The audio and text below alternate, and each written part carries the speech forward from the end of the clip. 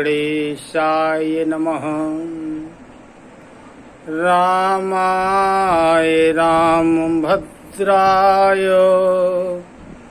रामचन्द्राय वेधसे रघुनाथाय नाथाय सीताया पते नमः। प्रिय स्नेही जन, सहृदजन, संबंधी जन एवं भगवत कथा रस के रसिक जन सभी को मेरा सादर प्रणाम। इसके पूर्व हम आपने कथा सुनी पुष्प वाटिका में माता सीता जी ने भगवान श्री रामचंद्र जी का दर्शन किया और उनकी छवि को नेत्रों के रास्ते से अपने हृदय में ले गई और नेत्रों के कपाटों को बंद कर लिया। थोड़ी देर बाद लताओं की ओर से भगवान श्री रामचंद्र जी दोनों भाई बाहर आए। सखियों ने उनको देखा। यहाँ हमारे गोस्वामी तुलसीदास जी ने पुनः श्री रामचंद्र जी के स्वरूप का वर्णन किया है। आइए कथा के माध्यम से हम भी उनका दर्शन करें।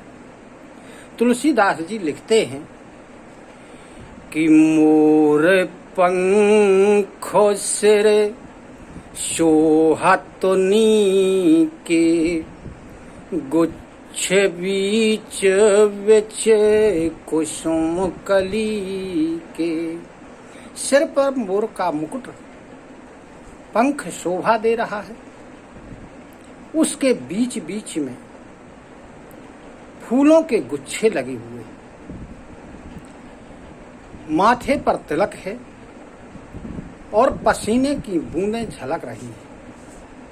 कानों में सुंदर आभूषण पहने हुए हैं, टेढ़ी भौहें हैं, काले और घुंघराले भगवान के बाल हैं और नए कमल के पत्तों के समान सुंदर लाल नेत्र हैं,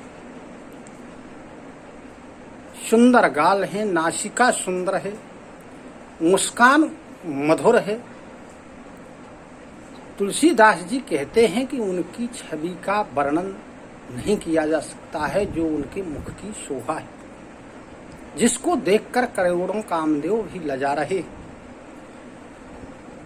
गले में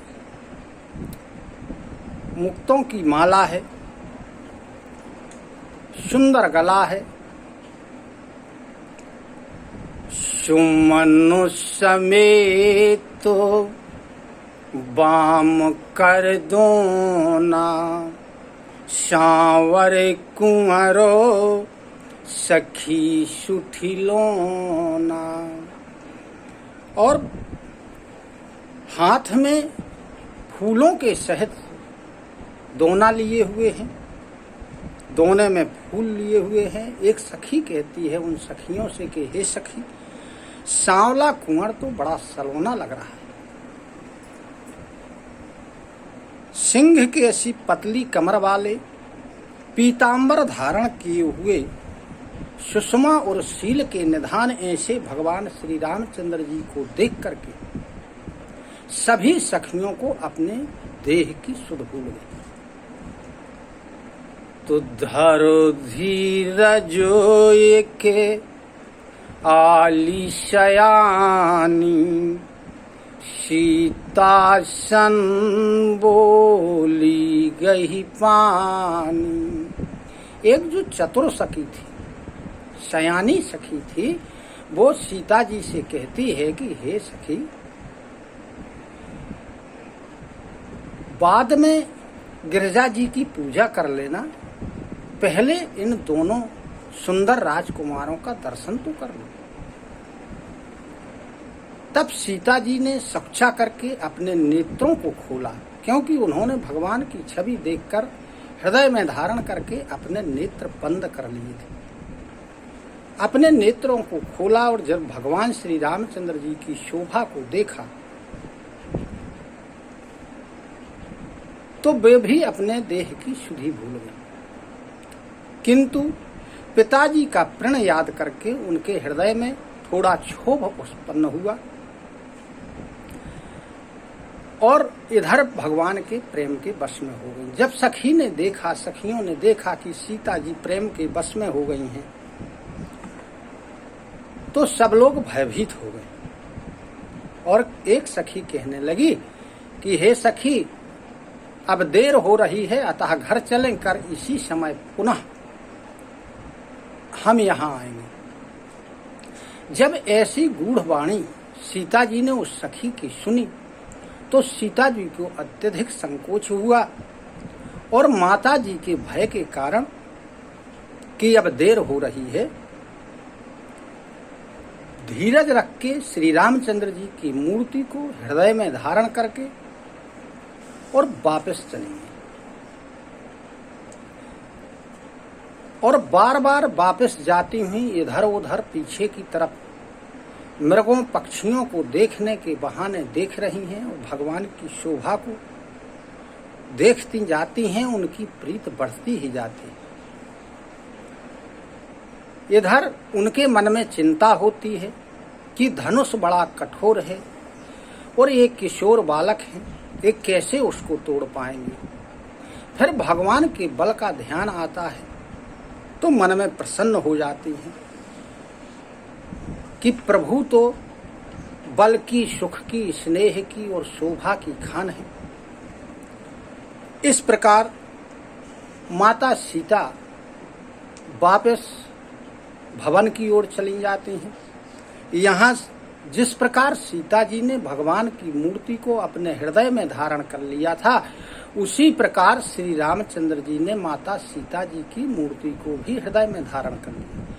हमारे गोस्वामी तुलसीदास जी लिखते हैं कि परम प्रेममय मृदुमसी कीन्ही चारु चित्तो भीति लिख लीन्ही।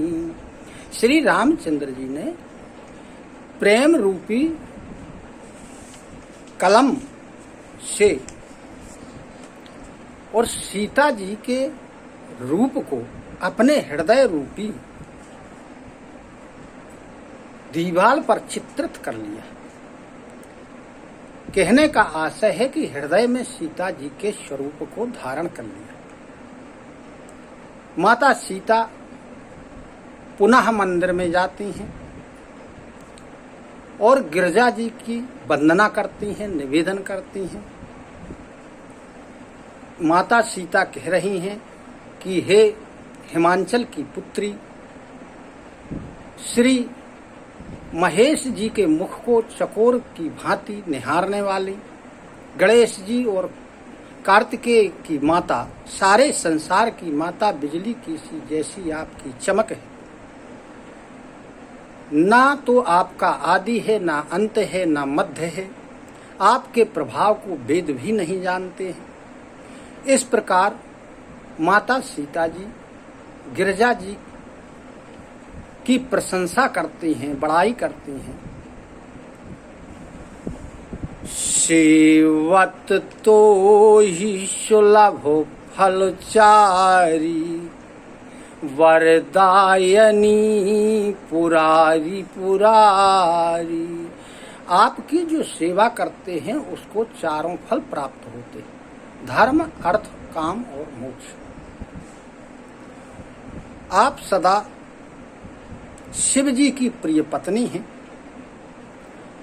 देवी पूजी पद कमल तुम्हारे, सुर नर मुनि सब हों ही सुखारे।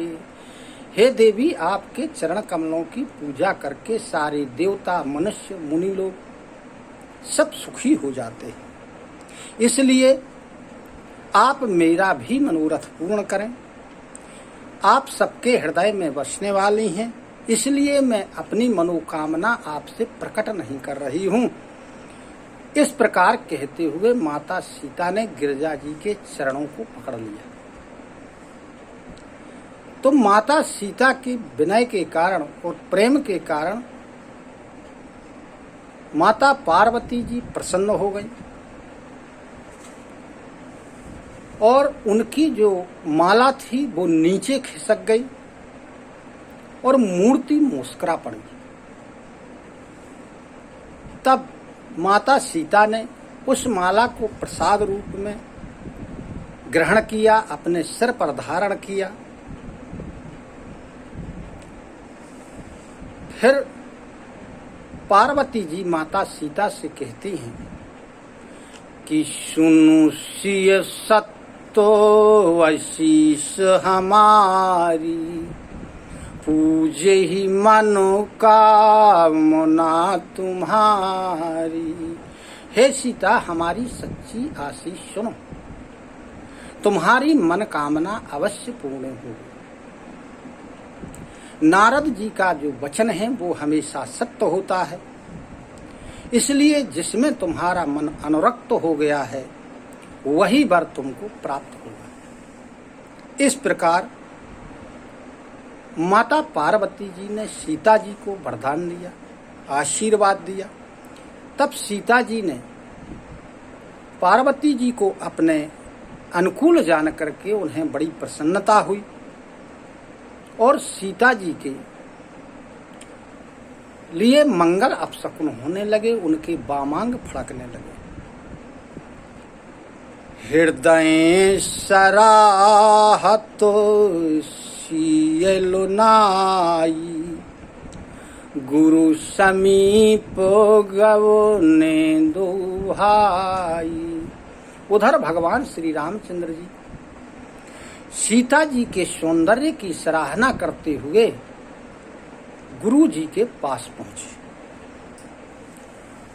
और श्री रामचंद्र जी ने विश्वामित्र जी को सब कुछ बता दिया जो पुष्प वाटिका में हुआ था, क्योंकि भगवान श्री रामचंद्र जी स्वाभाविक रूप से सरल हैं, कोई छल और कपट नहीं करते।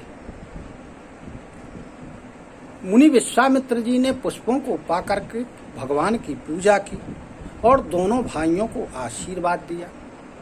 विश्वामित्र जी श्री रामचंद्र जी से कहते हैं कि सुफल मनोरथ हों तुम्हारे, राम लखनु सुनी भय सुखारे। विश्वामित्र जी कहते हैं कि तुम्हारा मनोरथ सफल हो।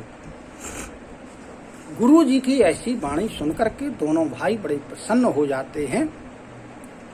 उसके पश्चात भोजन करके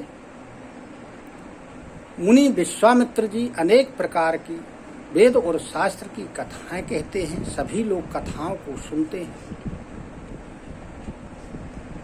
दिन बीत गया, जान करके गुरु की आज्ञा पा करके दोनों भाई संध्या वंदन किया।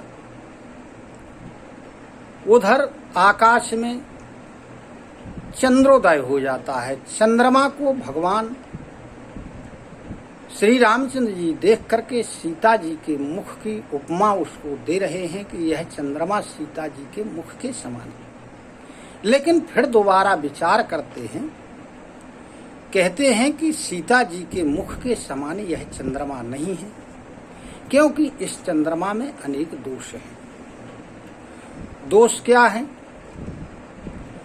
कि जन्म सिंधु पुनि बंधु विष, दिन मलिन सकलंक, सिय मुख समता पाव किमी, चंद बाप रो रंग। खारे समुद्र से इसका जन्म हुआ है, विष इसका भाई है। दिन में यह निस्तेज हो जाता है और कलंकी है, तो बेचारा गरीब चंद्रमा श्री सीता जी के मुख की समता कैसे कर सकता है। और इसमें क्या दोष है? घटाई बढ़ाई वीर हिनी दुखदाई, ग्रसई राहु निज संधहि पाई। एक इसमें दोष है कि ये घटता है और बढ़ता है। विरह का दुख देने वाला राहु जब इसको अपनी सीध में पा लेता है तो इसको ग्रस लेता है। चकवे और चकवी को वियोग का दुख देने वाला है, कमल का दुश्मन है यह। इस हे चंद्रमा, तुझमें बहुत सारे दोष हैं, इसलिए सीता जी के मुख की उपमा यदि तुझे दी जाती है तो यह बड़ा अनुचित होगा। इस प्रकार भगवान श्री रामचंद्र जी सीता जी के मुख की सुंदरता का वर्णन कर रहे। इसके आगे की कथा हम कल सुनेंगे। इसी के साथ सभी को सादर प्रणाम, सादर नमन। जय श्री राम, जय श्री कृष्ण। धन्यवाद।